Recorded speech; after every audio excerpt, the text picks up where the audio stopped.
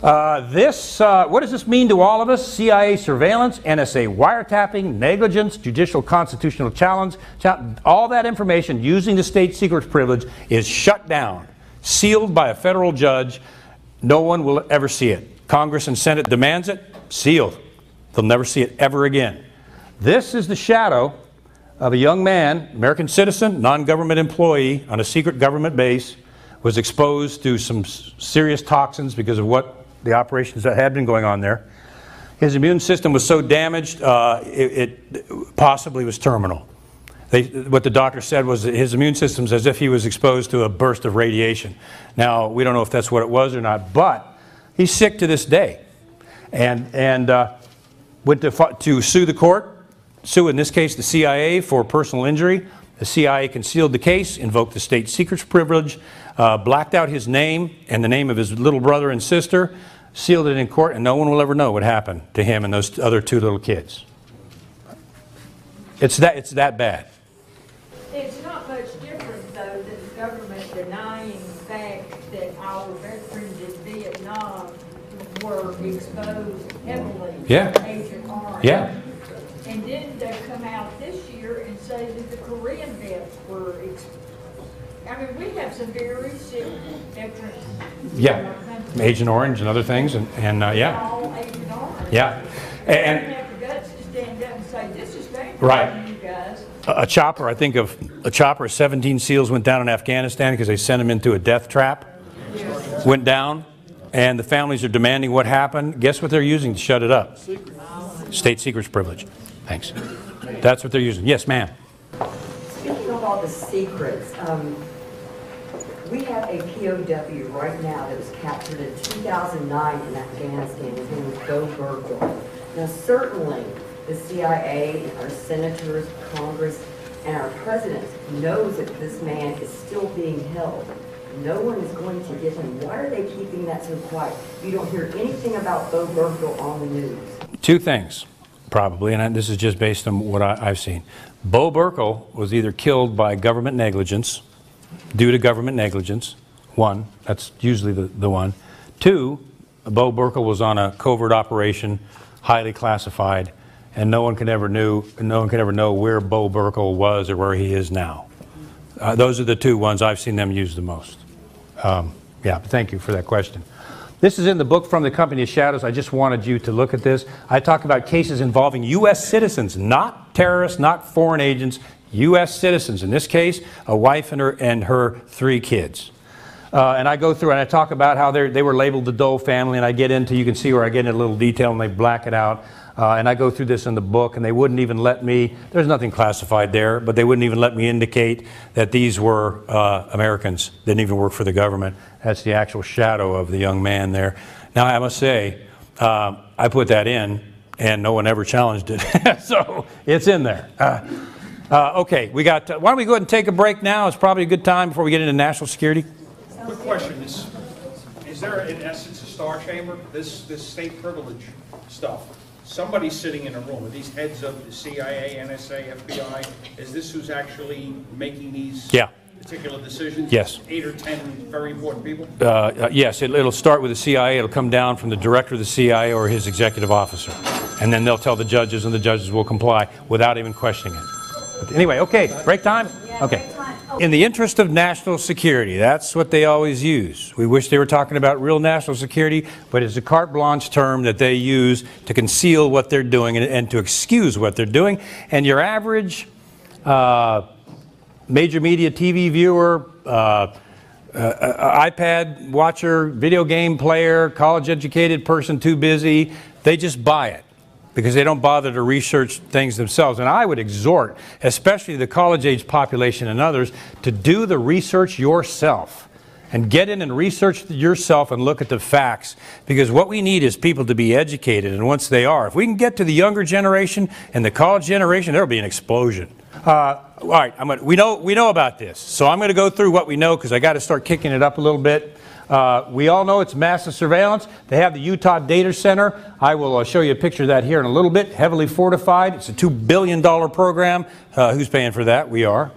It's a project of immense secrecy. We know what it intercepts now. I'll get into that in a little bit. Not even Congress is aware of the full extent of what it's doing. It takes information from secret satellites, underground undersea cables, networks, cell phone towers, email, internet, Yahoo, Google, Microsoft, on and on and on. They collect private emails, cell phones, and internet searches to the tune of 1.7 billion records per day. That's with a B. 1.7 billion records a day, and they store them permanently on you. Now let me say something really quickly, because I hear this so often. I don't care if they're collecting my data. I got nothing to hide. I'm not breaking any laws, so I don't care. You're going to hear that a lot. You got to say, just stop for a second and think about what you're saying. I don't care if my First and Fourth Amendment have been taken away.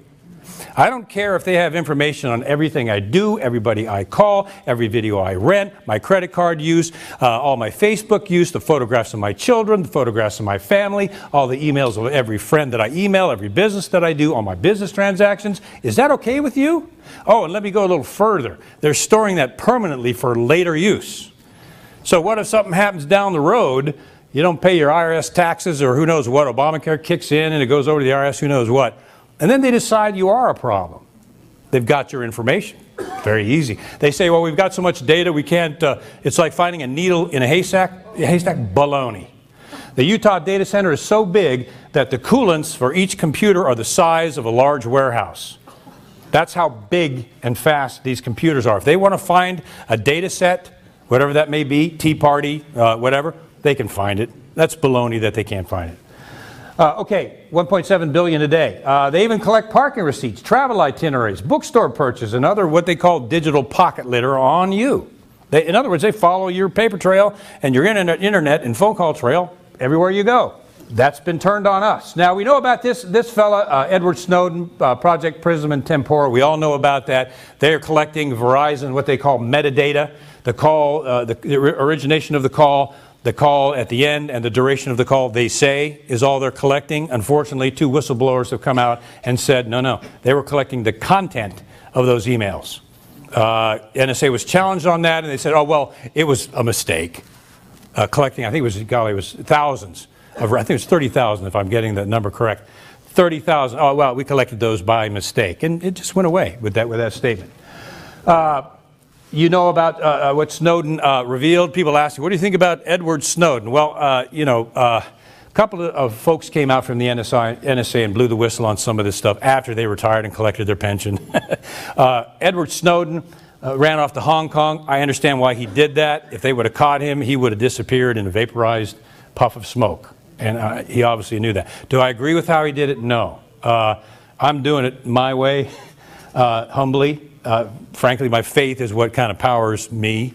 But I'm standing up now instead of doing it that way. And I think that's, if one person does it humbly, and I think in a God-fearing way, then it's going to become contagious. Like you all sitting out there. Other people are going to come and say, look, they're doing it, I'm piling on. And so it's a dirty job. Somebody's got to do it. My wife will tell you, for the last 5 years have been pretty tough. So we know what he said. Let me get into a little detail, because I got to really start moving on here. During this, before Snowden came out, this is before he even came out, Judge Stephen Smith had enough. Remember the secret court that allows NSA and approves every single one of these requests to gather your data? According to Judge Smith, he'd had enough. And he said there are 30,000 warrants issued every year to spy on American citizens.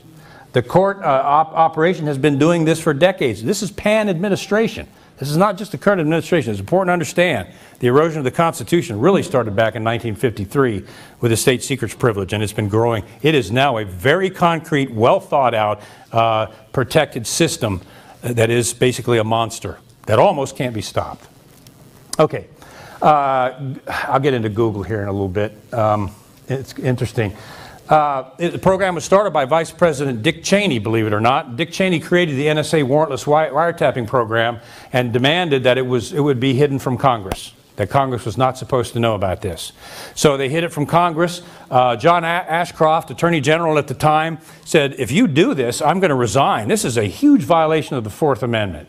you need to modify this. So they modified it a little bit, not much, because we can see what NSA is doing. James Comey, Deputy Assistant Attorney General at the time, supported it, helped ram it through. Mr. Comey is now the director of the NSA appointed by Barack Obama.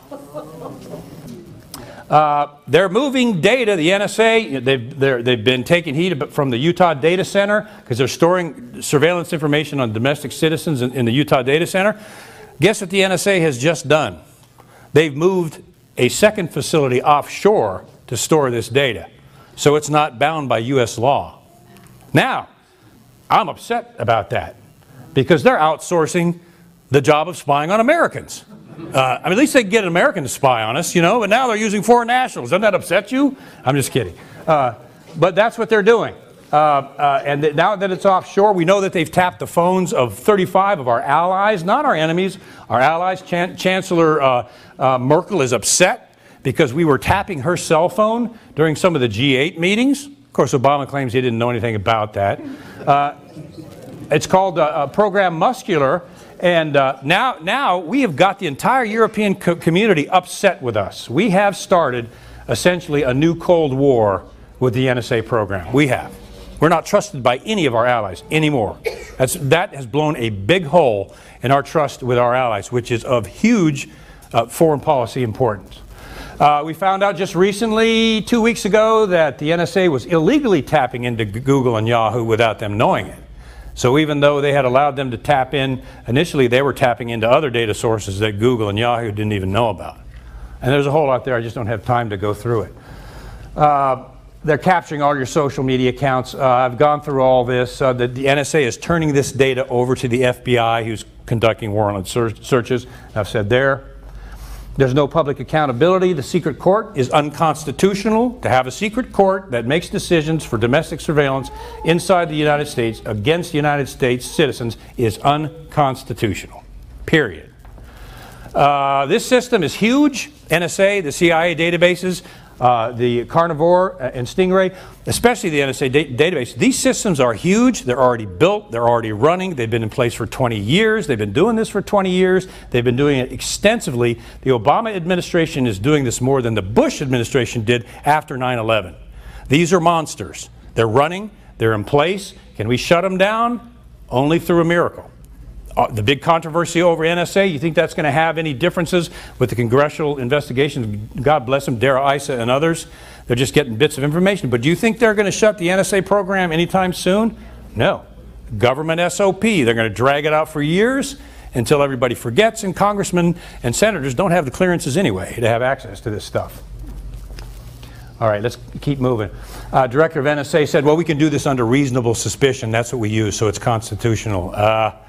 I know as a former federal agent, no, it's probable cause. You better have a specific reason for doing this on that person, not the entire American population. Do they have probable cause to gather information on every American citizen? No. Okay, Congressman, this is interesting. Congressman Sensenbrenner, the author of the Patriot Act, just came out, and I think it was about 3 months ago now, and said that he is appalled and angry, that's a quote, about the abuse of his Patriot Act and the way that it's being used by the FBI and the NSA right now. Here's his quote. You can find this on his website. As the author of the Patriot Act, I'm extremely troubled by the FBI's interpretation of this legislation. While I believe the Patriot Act appropriately balanced national security concerns and civil rights, I have always worried about potential abuses. The Bureau's broad application for phone records was made under the so-called Business Records Provision Act of the Patriot Act, Section 215.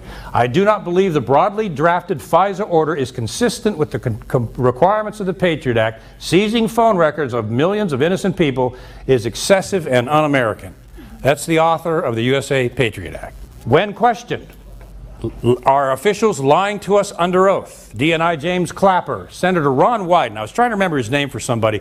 Senator Wyden is questioning and demanding documents on the Secret Patriot Act. And somebody asked that question. It's Senator Ron Wyden. So if you Google his name and Secret Patriot Act, you can get more information there.